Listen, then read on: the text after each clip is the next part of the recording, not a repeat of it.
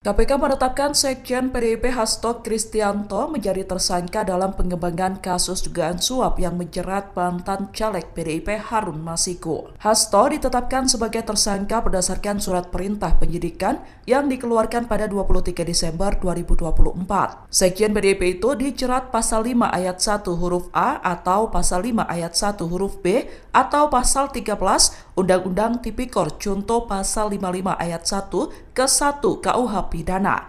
Terkait penetapan tersangka itu, Megawati sebelumnya sempat mengatakan dirinya akan mendatangi gedung KPK jika Hasto ditangkap. Saat itu, Megawati dengan tegas menyatakan bahwa dirinya akan mendatangi KPK sebagai bentuk tanggung jawab sebagai ketua umum terhadap sekjennya. Namun belum diketahui apakah Megawati akan melakukan apa yang ia sampaikan. Download Tribun X sekarang, menghadirkan lokal menjadi Indonesia.